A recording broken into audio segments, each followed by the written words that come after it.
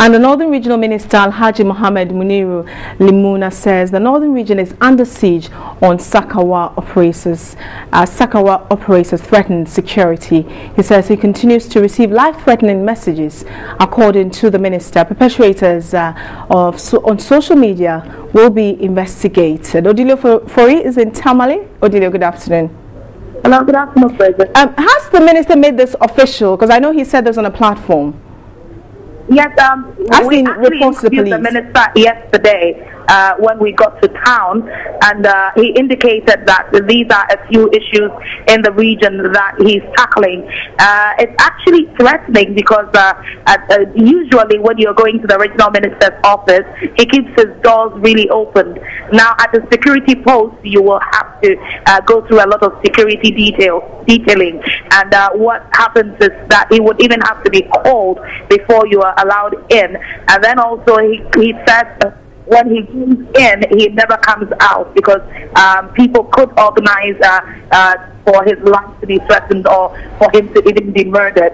And so that's one of them. He's also increased security around town, and so that at every corner you can find a few policemen here and there, making sure that people do not threaten the lives of other people that are related to him.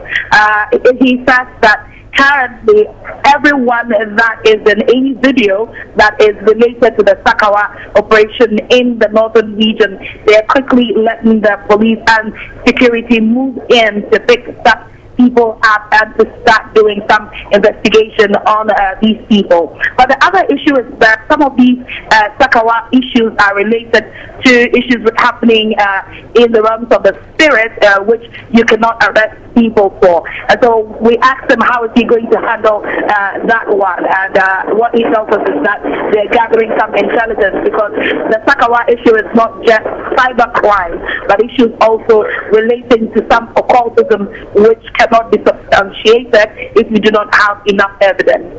All right, but do we, I mean, I know the police is yet to come in and all that, but does he have any suspect, and has anyone been arrested in connection with that, with the threats? What he tells me is that they haven't made any arrests, because it is also difficult to use which particular law are you going to use to arrest people who are involved in occultism, for instance. And so it's become increasingly difficult. So what they're doing on the ground is to just double the security and make sure that people's lives are not threatened. And so in every corner you will see police standing there to make sure that people are not ruffled or any other person's life threatened. Apart from that, is also improved upon his personal security to make sure that it is done. And like I said, what he's also doing is people who have posted things on social media that could be arrested based on some threats that they have issued on social media, then the law will be applied. And so basically that's what is happening now. Odilia, finally, I know the issue of Sakawa or cybercrime, they could be in the north, but are they harming people in the north, or perhaps they are perpetrating their crimes outside of the north, south, or even outside of Ghana? Do we know that?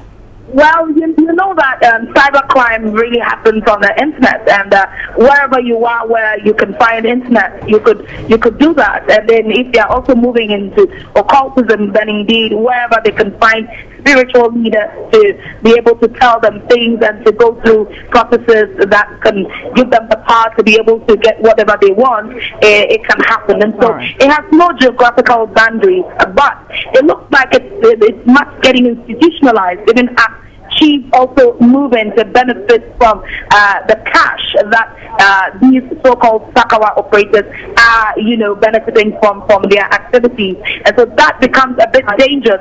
For instance, when Sakawa operators give chiefs money in order to get street names or get towns names changed totally, or even get certain properties, then that could be a bit dangerous. And that is what the regional minister is doing now. On every platform, he takes the opportunity to say that chiefs do not get involved in this, because people in your areas actually respect you for that. All right. Thank you so much, Odilio, for it.